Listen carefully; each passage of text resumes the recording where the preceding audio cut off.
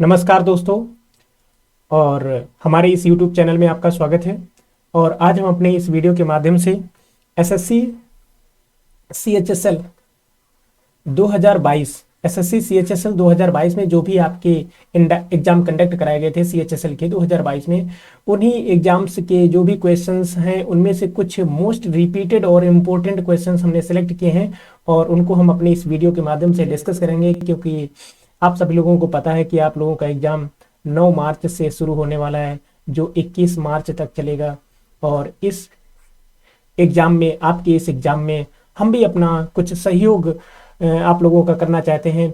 और इसी सीरीज का हमारा ये पहला वीडियो है कि नामचा बरवा से यू टर्न लेने पर ब्रह्मपुत्र नदी किस राज्य में प्रवेश करती है। तो ब्रह्मपुत्र नदी के बारे में पूछा गया है, तो इसको समझ लेते हैं। ये ज्योग्राफी से क्वेश्चन पूछा गया है कि ब्रह्मपुत्र नदी नामचा बरवा, जो हमारे देश में उत्तर में एक पर्वत श्रृंखला है जिसका नाम है हिमालय का जो सबसे पूर्वी शिखर है उसका नाम है नामचा बरवा।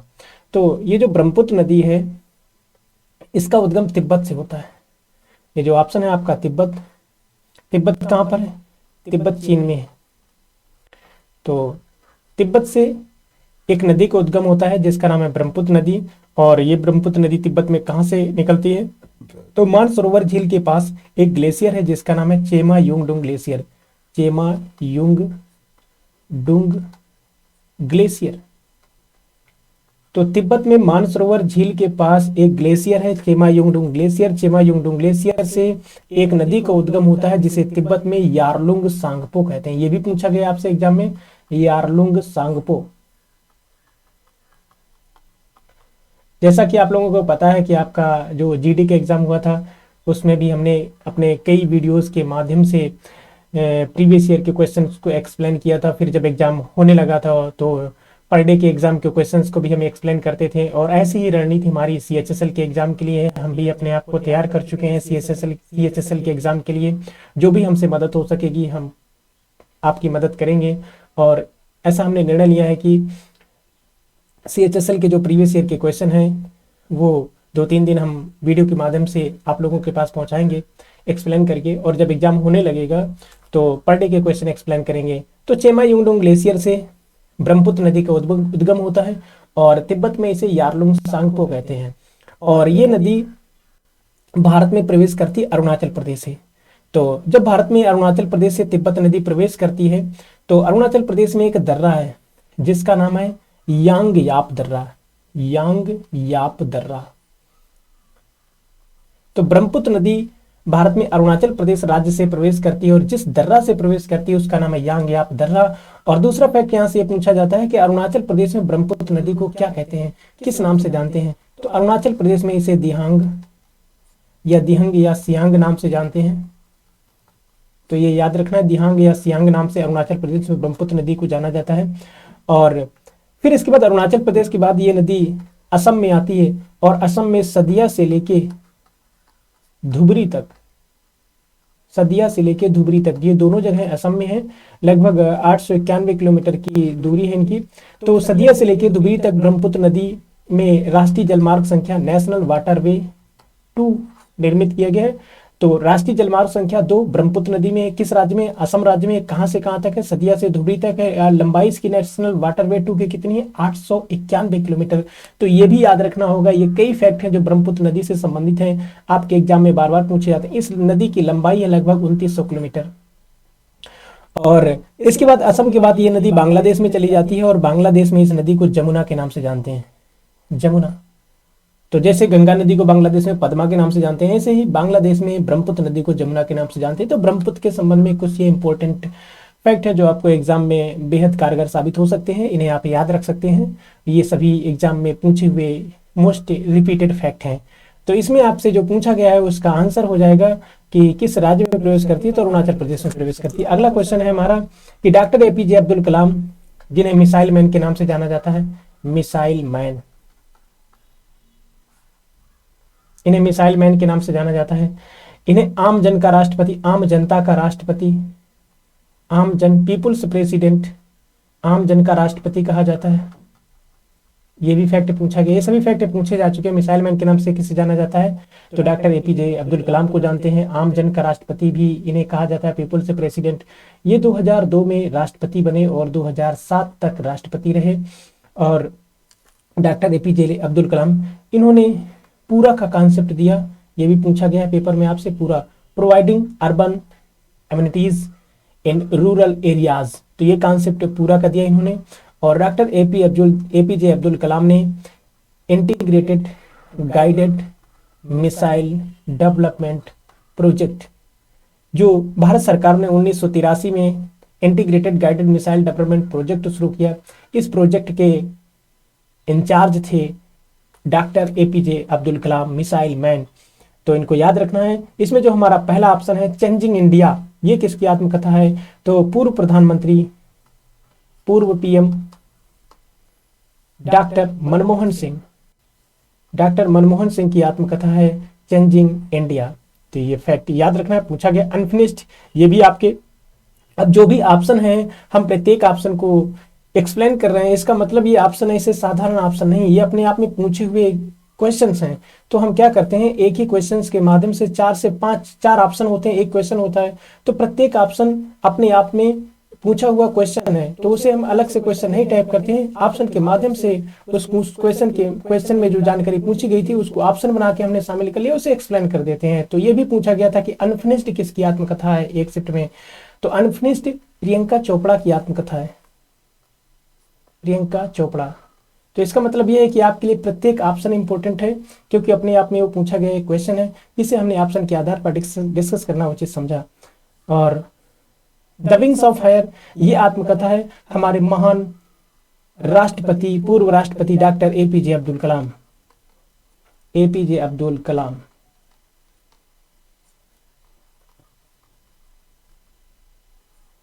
अबुल पाकिर जैनुल आबदीन अब्दुल कलाम। एग्जाम वॉरियर, ये पुस्तक है,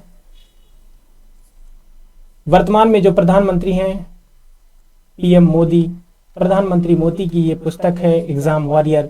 तो इन्होंने एग्जाम के समय बच्चों को कैसे अपने आप को मोटिवेट रखना चाहिए, क्या करना चाहिए एग्जाम में, कैसे क्वेश्चन करना चाहिए, इन सारी बातों का उल्लेख है पीएम मोदी की इस पुस्तक में, एग्जाम वॉरियर। तो डॉक्टर एपीजे अब्दुल कलाम की पुस्तक है द विंग्स ऑफ फायर। अगला क्वेश्चन है पृथ्वीजर पुरस्कार जीतने वाले पहले भारतीय। तो पहले हमें ये समझ लेना है पृथ्वीजर पुरस्कार ये जो है ये किस क्षेत्र में दिया जाता है, तो ये वास्तुकला में दिया जाता है, वास्तुकला, आर्किटेक्चर, वास्तुकला के क्षेत्र में ये पुरस्कार दिया जाता है। और इसे आर्किटेक्चर का नोबल कहा जाता है, वास्तुकला का नोबल पुरस्कार कहा जाता है। वास्तुकला के क्षेत्र में दिया जाने वाला दुनिया का सबसे बड़ा पुरस्कार है, अमेरिका के द्वारा दिया जाता है ये पुरस्कार। और 2022 में ये पुरस्कार पहली बार किसी अफ्रीका में रहने वाले इंसान को मिला है, जिसका नाम है फ्रांसिस कैरे। तो करंट का पॉइंट है, इसे याद रख सकते हैं, फ्रांसिस कैरे। तो पहली बार किसी अफ्रीकी को वास्तुकला के क्षेत्र में दिया जाने वाला पृथ्वीजर पुरस्कार मिला है 2022 का, फ्रांसिस कैरे। और इसमें जो हमारा पहला ऑप्शन है विनोबा भावे, तो विनोबा भावे को समझ लेते हैं। तो रमन मैग्सेसे पुरस्कार पाने वाले पहले भारतीय, रमन मैग्सेसे पुरस्कार, फिलीपींस की सरकार, फिलीपींस के द्वारा ये फिलीपींस में ये पुरस्कार मिलता है, रमन मैग्सेसे पुरस्कार। तो विनोबा भावे ये भूदान आंदोलन से संबंधित है, इन्होंने भूदान आंदोलन चलाया था, ये भी आपके एग्जाम में बहुत पूछा जाता है, भूदान आंदोलन किसने चलाया, विनोबा भावे ने चलाया। महात्मा गांधी ने 1940 में व्यक्तिगत सत्याग्रह शुरू किया था, और महात्मा गांधी के द्वारा 1940 में शुरू किए गए व्यक्तिगत सत्याग्रह के पहले सत्याग्रही कौन थे, विनोबा भावे। विनोबा भावे के बारे में एक क्वेश्चन और पूछा जाता है कि विनोबा भावे का महाराष्ट्र में जो आश्रम था उसका नाम क्या था, तो पवनार आश्रम। तो भूदान आंदोलन चलाया, महाराष्ट्र में पवनार आश्रम स्थापित किया, पवनार आश्रम, विनोबा भावे। तो याद रखना। और रमन मैग्सेसे पुरस्कार पाने वाले पहले भारतीय थे विनोबा भावे। रमन मैग्सेसे पुरस्कार फिलीपींस के द्वारा दिया जाता है, और किस क्षेत्र में दिया जाता है, तो यह पुरस्कार पत्रकारिता के क्षेत्र में दिया जाता है, पत्रकारिता, साहित्य आदि के क्षेत्रों में पुरस्कार दिया जाता है। विनोबा भावे का नाम याद रखना है, यहाँ से बहुत से क्वेश्चन आपके एग्जाम में जनरेट होते हैं।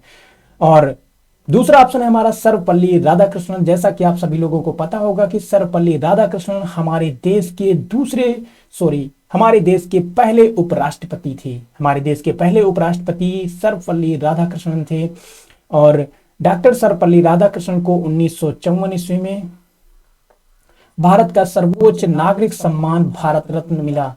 इन्हें भारत रत्न से सम्मानित किया गया और भारत रत्न, जैसा कि आप सभी लोगों को पता है कि भारत रत्न 3 लोगों को दिया जाता है, तो 1954 में 3 लोगों को भारत रत्न दिया गया। उनमें से एक हैं सर्वपल्ली राधाकृष्णन और दूसरे हैं सीवी रमन और तीसरे हैं सी राजगोपालाचारी। 3 लोगों को 1954 में भारत रत्न मिला और 1954 से ये पुरस्कार दिया जा रहा है भारत रत्न। और 3 लोगों में सबसे पहले किसे मिला? डॉक्टर सर्वपल्ली राधाकृष्णन को मिला। ये भारत के पहले उपराष्ट्रपति थे। तो 1954 में भारत रत्न पाने वाले पहले व्यक्ति। एक क्वेश्चन ये जनरेट होता है, हाल ही में जो इसका पेपर हुआ था 2022 में एयरफोर्स में अग्निवीर का, तो उसमें क्वेश्चन पूछा गया था भारत रत्न पाने वाली पहली महिला। तो भारत रत्न पाने वाली पहली महिला है इंदिरा गांधी। इंदिरा गांधी, तो इंदिरा गांधी भारत रत्न पाने वाली पहली महिला है, तो ये भी याद रखना है। अगला ऑप्शन है आपका तीसरा, रविन्द्रनाथ टैगोर। रविन्द्रनाथ टैगोर को साहित्य का नोबेल प्राप्त हुआ 1913 में। साहित्य का नोबेल पाने वाले पहले भारतीय, पहले एशियाई। 1913 ईस्वी में इन्हें साहित्य का नोबेल मिला, नोबेल पुरस्कार मिला। और इनकी किस पुस्तक के लिए मिला? तो इनकी पुस्तक है गीतांजलि। तो इनकी पुस्तक गीतांजलि के लिए रविन्द्रनाथ टैगोर को साहित्य का नोबेल मिला। आपसे एक एग्जाम में एक क्वेश्चन पूछा गया था कि गीतांजलि किस भाषा में है? तो गीतांजलि बांग्ला भाषा में है। तो रविन्द्रनाथ टैगोर को साहित्य के लिए नोबेल पुरस्कार मिला और इन्होंने बांग्ला भाषा में गीतांजलि लिखी। एक ऐसी से मिलती जुलती पुस्तक और है, ऐसा ही नाम है गीता रहस्य। गीता रहस्य के लेखक हैं बाल गंगाधर तिलक। तो अगला ऑप्शन है हमारा, मोस्ट इंपोर्टेंट व्यक्तित्व हैं जिनकी 2022 में मृत्यु हो चुकी, इसलिए और ये इंपोर्टेंट हो जाता है। ये सितार वादक हैं, ये सितार वादक थे और संगीतज्ञ थे।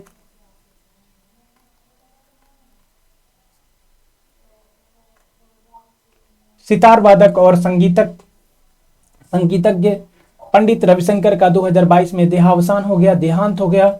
और ये ग्रैमी पुरस्कार पाने वाले पहले भारतीय थे। ग्रैमी पुरस्कार यूएसए के द्वारा दिया जाता है, अमेरिका के द्वारा दिया जाने वाला संगीत का दुनिया का सबसे बड़ा पुरस्कार।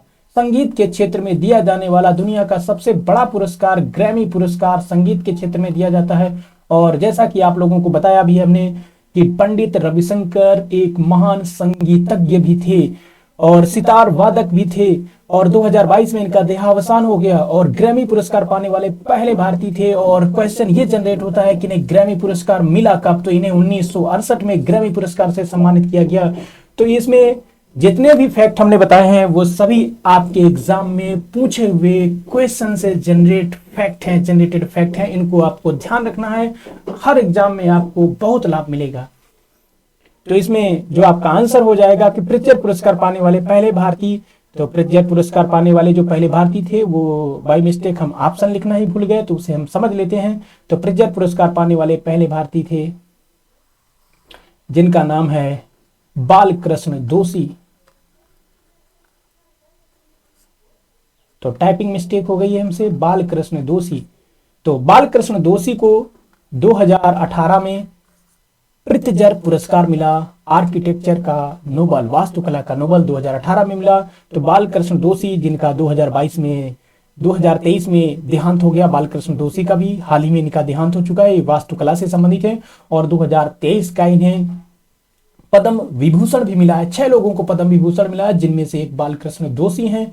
और 2018 में इन्हें प्रित्जर पुरस्कार मिला और प्रित्जर पुरस्कार पाने वाले बालकृष्ण दोषी पहले भारतीय हैं। तो यही आपका आंसर हो जाएगा। अगला क्वेश्चन है मोस्ट इंपोर्टेंट, मैं नास्तिक क्यों हूं? ये किसकी आत्मकथा है? Why am I an atheist, मैं नास्तिक क्यों हूं? तो पहला ऑप्शन है इसमें सुभाष चंद्र बोस। तो सुभाष चंद्र बोस के बारे में समझ लेते हैं। इनकी एक पुस्तक है इंडियन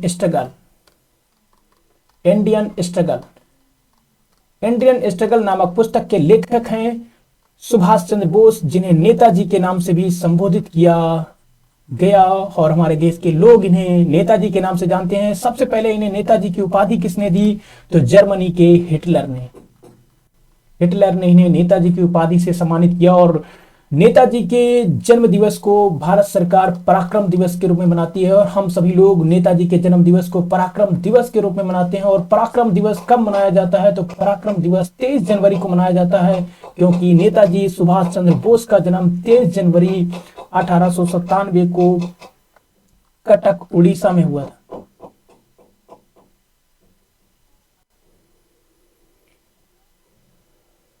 और सुभाष चंद्र बोस, इनको एक क्वेश्चन आपसे लेखपाल में पूछा गया था, देश नायक इन्हें किसने कहा? तो सुभाष चंद्र बोस को देश नायक कहा था रविंद्रनाथ टैगोर ने।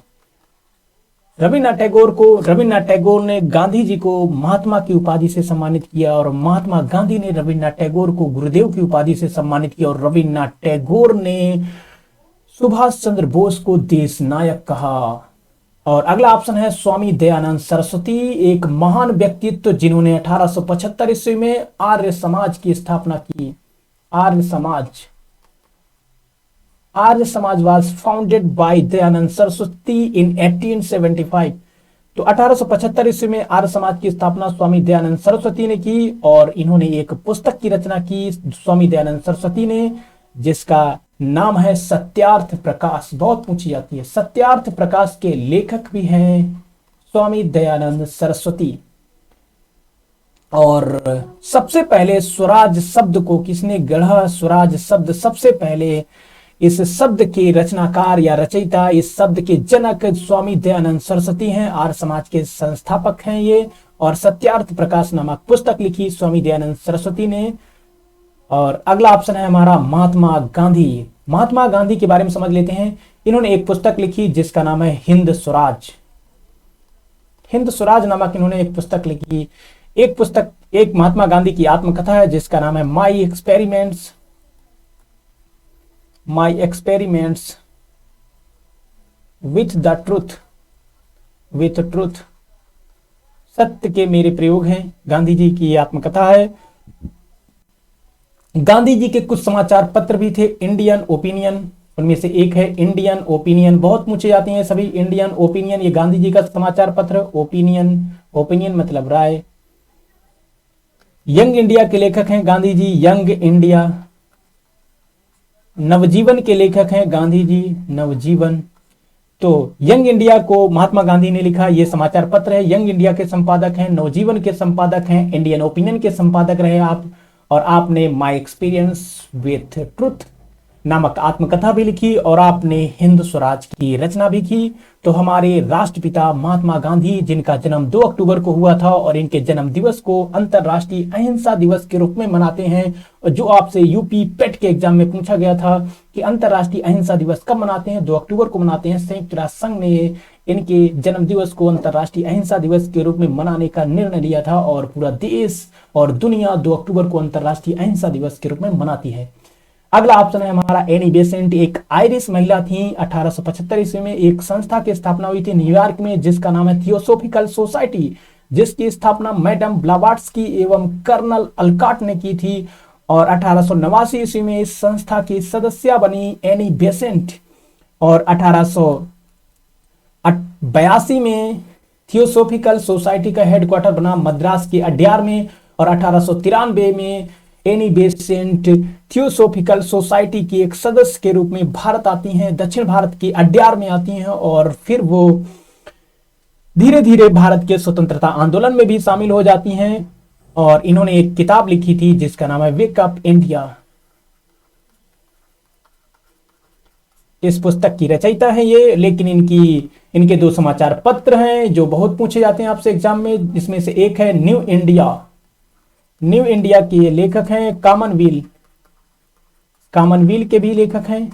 तो न्यू इंडिया और कॉमनवेल्थ ये 2 समाचार पत्र संपादित किए। वेकअप इंडिया पुस्तक को लिखा एनी बेसेंट ने आयरलैंड किए थी, भारत में आई और भारत को ही इन्होंने अपनी मातृभूमि बना ली।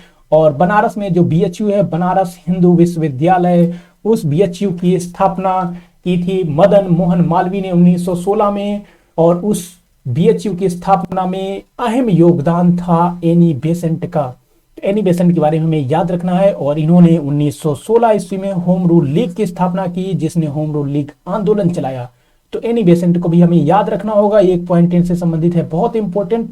1917 में भारतीय राष्ट्रीय कांग्रेस का कलकत्ता अधिवेशन हुआ और इस अधिवेशन की अध्यक्ष बनी एनी बेसेंट। तो भारतीय राष्ट्रीय कांग्रेस की अध्यक्ष बनने वाली पहली महिला एनी बेसेंट। और पहली भारतीय महिला कौन थी? सरोजिनी नायडू। वो कब बनी? 1925 में। कहां पर अधिवेशन हुआ? कानपुर में हुआ। तो इसमें आपसे पूछा गया मैं नास्तिक क्यों हूं, तो बाय मिस्टेक फिर मैं भूल गया इसका आंसर अर्थात जो आंसर है इसका वो ऑप्शन ही लिखना मैं भूल गया। यहां पर हम समझ लेते हैं मैं नास्तिक क्यों हूं, ये पुस्तक है भगत सिंह की। तो इसके लेखक कौन है? भगत सिंह। भगत सिंह ने कहा मैं नास्तिक क्यों हूं, अर्थात ईश्वर में और धर्म में उनकी आस्था नहीं थी, इसीलिए उन्होंने एक लेख के माध्यम से, एक पुस्तक के माध्यम से जो जेल में लिखी थी उसमें बताया कि मैं नास्तिक क्यों हूं। भगत सिंह, जिनका नाम सुन के ही ब्रिटिश सरकार कांप उठती थी, भगत सिंह। तो अब हम अगले क्वेश्चन की ओर बढ़ते हैं। अगला क्वेश्चन है ज्योति तीव्रता। ज्योति तीव्रता का मात्रक पूछा गया आपसे। इसमें हमारा जो पहला ऑप्शन है एम्पियर, ये विद्युत धारा का मात्रक है। विद्युत धारा का मात्रक है एम्पियर। कैंडला, तो ज्योति तीव्रता का मात्रक है कैंडला। ज्योति तीव्रता का मात्रक है कैंडला। अगला ऑप्शन है डाप्सन। डाप्सन यूनिट, ये ओजोन परत की मोटाई मापने का इकाई है, ओजोन की मोटाई मापते हैं। और अगला ऑप्शन है ल्यूमेन। ज्योति फ्लक्स का मात्रक है ल्यूमेन, ज्योति फ्लक्स। तो ज्योति तीव्रता का मात्रक है कैंडला, यही आपका आंसर हो जाएगा। अब हम बढ़ते हैं अगले क्वेश्चन की ओर। अगला क्वेश्चन है किस नदी का उद्गम मध्य प्रदेश से नहीं होता है? अब ये समझने वाली बात है कि 3 नदियां ऐसी हैं इस ऑप्शन में जिनका उद्गम मध्य प्रदेश से होता है, एक नदी ऐसी होगी जिसका उद्गम मध्य प्रदेश से नहीं होता है। इसमें हमारा जो पहला ऑप्शन है इसमें लिखा है नर्मदा नदी। इसका उद्गम कहां से होता है? तो इसका उद्गम होता है मध्य प्रदेश में, जो सतपुड़ा पर्वत श्रेणी है उसका जो मैकाल पर्वत है उसकी अमरकंटक चोटी से, अमरकंटक। और दूसरा ऑप्शन है, और इसका मुहाना कहां पर है? मुहाना इस नदी का है अरब सागर में, अरब सागर में मुहाना है इसका। गुजरात से होते हुए अरब सागर में नदी अपना मुहाना बनाती है। बनास नदी इसका उद्गम, इस नदी का उद्गम होता है अरावली पर्वत श्रेणी, अरावली राजस्थान। बस यही आपका आंसर है। और ये जो चंबल बनास नदी है ये चंबल की सहायक नदी है। तीसरा ऑप्शन है चंबल। चंबल नदी मध्य प्रदेश के इंदौर जिला के जाना पाव पहाड़ी से होता है इसका उद्गम, जाना पाव पहाड़ी। और ये कहां पर है? मध्य प्रदेश में। ये नदी घड़ियालों के लिए जानी जाती है। और मध्य प्रदेश में चंबल नदी पर 2 प्रमुख बांध बने हुए हैं, जिनमें से एक का नाम है गांधी सागर बांध और दूसरे का नाम है जवाहर सागर बांध। और एक तीसरा बांध राजस्थान में है चंबल नदी में, जिसका नाम है राणा प्रताप सागर बांध। बनास नदी चंबल की सहायक नदी है। बनास का उद्गम कहां से होता है? अरावली से। और देश की सबसे पुरानी पर्वत श्रेणी कौन सी है? देश की सबसे पुरानी पर्वत श्रेणी अरावली है, जिसका विस्तार गुजरात, राजस्थान, हरियाणा से लेकर दिल्ली तक है। अगला ऑप्शन है हमारा माही नदी। माही नदी का उद्गम कहां से होता है? तो माही नदी का उद्गम विंध्य पर्वत श्रेणी मध्य प्रदेश। तो विंध्य पर्वत श्रेणी का भी विस्तार कई राज्यों में है, लेकिन विंध्य पर्वत श्रेणी का जो विस्तार मध्य प्रदेश में है, धार जिला में, वहां से माही नदी का उद्गम होता है। और यह भी अपना मुहाना अरब सागर में खंबात की खाड़ी में बनाती है। और विंध्य नदी ये कर्क रेखा को 2 बार काटती है, कर्क रेखा को 2 बार काटती है माही नदी। और इसी में एक बांध बनाया गया है जिसका नाम है माही बजाज सागर बांध, माही बजाज सागर बांध। तो ये भी याद रखना होगा माही नदी के बारे में। जैसा कि आपसे क्वेश्चन पूछा गया है कि किस नदी का उद्गम मध्य प्रदेश से नहीं होता है, तो बनास नदी का उद्गम राजस्थान से होता है। बाकी 3 नदियों का उद्गम मध्य प्रदेश से होता है। एक क्वेश्चन नर्मदा नदी के बारे में पूछा जाता है कि सरदार सरोवर बांध किस नदी में है? नर्मदा नदी में किस राज्य में है? तो गुजरात में है। अगले क्वेश्चन की ओर बढ़ते हैं। अगला क्वेश्चन है बिरजू महाराज का संबंध किस शास्त्रीय नृत्य से है? तो बिरजू महाराज का 2022 में देहावसान हो चुका है, मृत्यु हो चुकी है, इसलिए करंट से भी ये जुड़े हुए इंसान है। और पहला ऑप्शन है कुचिपुड़ी। तो कुचिपुड़ी से संबंधित शास्त्रीय नर्तक जो हैं उनमें से एक है राधा रेड्डी, राधा रेड्डी, दूसरे हैं राजा रेड्डी। दर्जनों लोग इस डांस से जुड़े हुए हैं जो महान व्यक्तित्व की श्रेणी में आते हैं, ख्याति लब्ध व्यक्ति हैं, ख्याति पा चुके हैं। उनमें से दो लोगों का नाम हमने बताया जो बहुत पूछे जाते हैं। इनमें से एक है राधा रेड्डी और दूसरे हैं राजा रेड्डी। कुचिपुड़ी नृत्य से संबंधित है। क्वेश्चन ये भी पूछा जाता है कुचिपुड़ी नृत्य किस राज्य का शास्त्रीय नृत्य है? तो कुचिपुड़ी नृत्य ये आंध्र प्रदेश का शास्त्रीय नृत्य है, आंध्र प्रदेश। अगला ऑप्शन है मोहिनी अट्टम। तो मोहिनी अट्टम सबसे पहला क्वेश्चन कि कौन इससे संबंधित है, व्यक्तित्व के नाम बताइए जो डांसर हैं मोहिनी अट्टम शास्त्रीय नृत्य से संबंधित हैं। इनमें से एक प्रमुख हैं जिनका नाम है कल्याणी अम्मा और श्री देवी। अगला ऑप्शन है आपका भरतनाट्यम।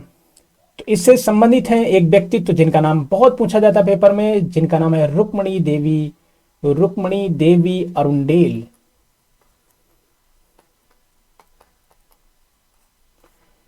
अगला ऑप्शन है आपका कथक। इससे संबंधित है बिरजू महाराज, लच्छू महाराज, शंभू महाराज। ये कथक नृत्य से संबंधित है। और जैसा कि आपको ये भी बता देते हैं मोहिनी अट्टम किस राज्य का है, ये केरल का शास्त्रीय नृत्य है। और भरतनाट्यम किस राज्य का है, ये तमिलनाडु का शास्त्रीय नृत्य है, तमिलनाडु। और कथक ये उत्तर प्रदेश का शास्त्रीय नृत्य है या उत्तर भारत का। तो इसमें आपका आंसर हो जाएगा कथक। अगला क्वेश्चन आपका केमिस्ट्री से पूछा गया है क्लोरोफॉर्म का रासायनिक सूत्र क्या है। इसमें पहला क्वेश्चन है C2H5OH। ये एथिल एल्कोहल या एथेनॉल का रासायनिक सूत्र है, एथिल एल्कोहल या एथेनॉल। एथिल एल्कोहल या एथेनॉल का रासायनिक सूत्र है C2H5OH। अगला ऑप्शन है आपका CCl4। ये रासायनिक सूत्र है कार्बन टेट्रा क्लोराइड का, कार्बन टेट्रा क्लोराइड। तो कार्बन टेट्रा क्लोराइड का रासायनिक सूत्र है CCl4। अगला ऑप्शन है NaOH। तो ये रासायनिक सूत्र है सोडियम हाइड्रोक्साइड का, सोडियम हाइड्रोक्साइड, सोडियम हाइड्रोक्साइड का, जिसे कास्टिक सोडा भी कहते हैं। अगला ऑप्शन है मोस्ट इंपोर्टेंट सोडियम बाइकार्बोनेट का ये रासायनिक सूत्र है NaSCO3, सोडियम बाइकार्बोनेट।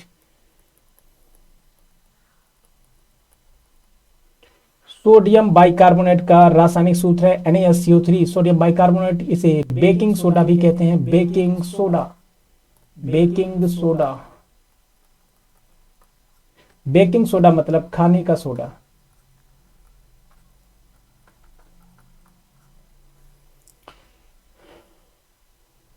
तो इसमें आपका आंसर, एक क्वेश्चन यहां से पूछा जाता है क्लोरोफॉर्म।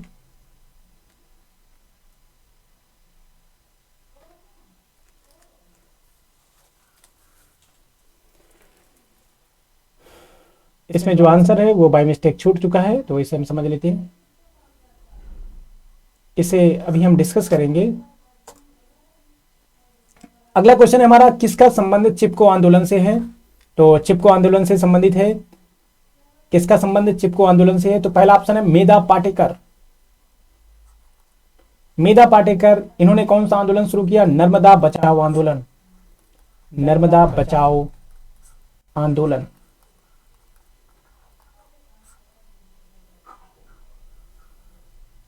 मेधा पाटेकर ने नर्मदा बचाओ आंदोलन शुरू किया। कैलाश सत्यार्थी ने बचपन बचाओ आंदोलन शुरू किया, बचपन बचाओ आंदोलन, बचपन बचाओ आंदोलन कैलाश सत्यार्थी ने शुरू किया।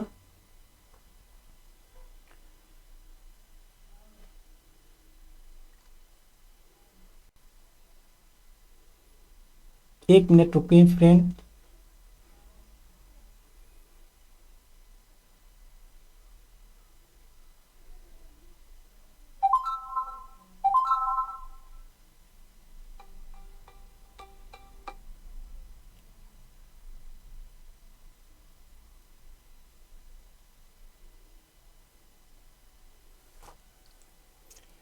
तो फिर से हम शुरू करते हैं।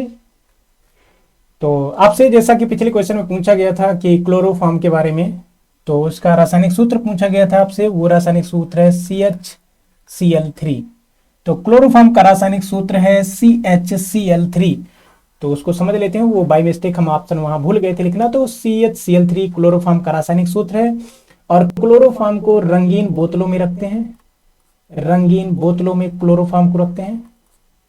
और रंगीन बोतलों में इसलिए रखा जाता है क्योंकि प्रकाश की उपस्थिति में CHCl3 अर्थात क्लोरोफॉर्म फास्जीन नामक विषैली गैस बना लेता है, और इसलिए इसे रंगीन बोतलों में रखा जाता है क्योंकि रंगीन बोतलों से प्रकाश अंदर नहीं जा पाता, अवरुद्ध हो जाता है। तो शायद उस क्वेश्चन को आपने क्लियर कर लिया होगा। अगला ऑप्शन है आपका सुंदरलाल बहुगुणा। इन्होंने चिपको आंदोलन शुरू किया, पर्यावरण से संबंधित आंदोलन है चिपको आंदोलन। तो 1973 की बात है, 72-73 की। यह आंदोलन उत्तराखंड में शुरू हुआ, चिपको आंदोलन। तो वहां पर पेड़ों की कटाई हो रही थी सरकार के द्वारा, तो लोगों ने पेड़ों से चिपककर पेड़ों को कटने से रोकने से बचाया, अर्थात एक पर्यावरण से संबंधित आंदोलन है चिपको आंदोलन। तो सुंदरलाल बहुगुणा एक पर्यावरणविद हैं। पांडुरंग हेगड़े, ये अपिक्को आंदोलन से जुड़े हुए हैं, अपिक्को आंदोलन। अपिक्को आंदोलन पांडुरंग हेगड़े ने शुरू किया, और ये जो अपिक्को आंदोलन है ये कर्नाटक के क्षेत्र में चलाया गया। ये भी पर्यावरण आंदोलन है, चिपको आंदोलन जैसा ही आंदोलन है। यहाँ पर भी लोगों ने पेड़ों से चिपक कर उनको कटने से रोका। तो जैसा कि उत्तर भारत के उत्तराखंड में चिपको आंदोलन शुरू हुआ, ऐसे ही दक्षिण भारत के कर्नाटक में अपिक्को आंदोलन शुरू हुआ, और अपिक्को आंदोलन पांडुरंग हेगड़े ने शुरू किया था, और चिपको आंदोलन सुंदरलाल बहुगुणा और चंडी प्रसाद भट्ट ने शुरू किया था। तो इसमें आपसे पूछा गया किसका संबंध चिपको आंदोलन से है, तो सुंदरलाल बहुगुणा का संबंध चिपको आंदोलन से है। ये है सुंदरलाल बहुगुणा। तो आज का हमारा ये आंसर क्वेश्चन सीरीज का लेक्चर कंप्लीट हुआ। Thank you for listening and watching, और ऐसे ही वीडियो हम आपके लिए लाते रहेंगे जो आपके लिए 9 मार्च से 21 मार्च CSSL के एग्जाम में बहुत कारगर साबित होंगे। आपको एक एक फैक्ट अच्छे से तैयार करना है, नोट्स बनाना है, उन्हें बार बार रिवाइज करना है, वीडियो को बार बार देखें, बहुत लाभ मिलेगा आपको।